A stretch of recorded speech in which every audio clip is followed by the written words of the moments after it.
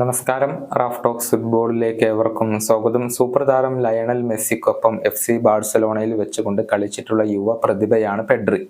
പിന്നീട് Lionel Messi Barcelona വിട്ട് പുറത്തു പോവുകയായിരുന്നു. പെഡ്രി ഇപ്പോഴും ബാഴ്സലോണയുടെ നിർണായക താരമാണ്.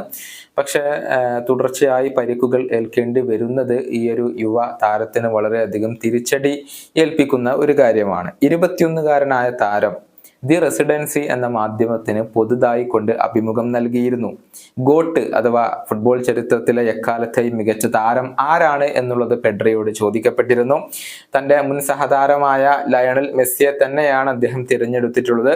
എന്നാൽ മെസ്സിയുടെ എതിരാളിയായ ക്രിസ്ത്യാനോ റൊണാൾഡോയെ അദ്ദേഹം പരാമർശിക്കുകയും ചെയ്തിട്ടുണ്ട്. പെഡ്രിയുടെ വാക്കുകൾ ഇങ്ങനെയാണ്: ഒരു സംശയവും കൂടാതെ പറയാൻ സാധിക്കും, ലയണൽ മെസ്സി തന്നെയാണ് ചരിത്രത്തിലെ എക്കാലത്തെയും മികച്ച താരം. പക്ഷെ ക്രിസ്ത്യാനോ റൊണാൾഡോ ഒരു ഗ്രേറ്റ് ആയിട്ടുള്ള താരമാണ്. ഇതാണ് പെഡ്രി ആ ഒരു ചോദ്യത്തിന് നൽകിയ മറുപടി. മാത്രമല്ല 10 വർഷത്തിന് ശേഷം നിങ്ങൾ എങ്ങനെയായിരിക്കും എന്നുള്ള ഒരു ചോദ്യവും പെഡ്രിയോട് ഈ ഒരു അഭിമുഖത്തിൽ തന്നെ ചോദിക്കപ്പെട്ടിരുന്നു. രസകരമായ ഒരു മറുപടിയാണ് അദ്ദേഹം നൽകിയിട്ടുള്ളത്.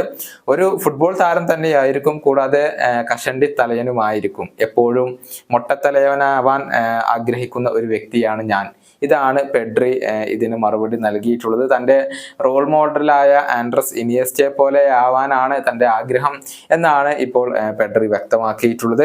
ഏതായാലും നിലവിൽ പെഡ്രി ഇപ്പോൾ ട്രെയിനിങ് ഒക്കെ ആരംഭിച്ചിട്ടുണ്ട്. PSG-ക്കെതിരെയുള്ള യുവേഫ ചാമ്പ്യൻസ് ലീഗ് മത്സരത്തിൽ അദ്ദേഹത്തെ തിരിച്ചു കൊണ്ടുവരാനാകും എന്നുള്ള ഒരു പ്രതീക്ഷയിൽ തന്നെയാണ് ഇപ്പോൾ FC ബാഴ്സലോണയുള്ളത്.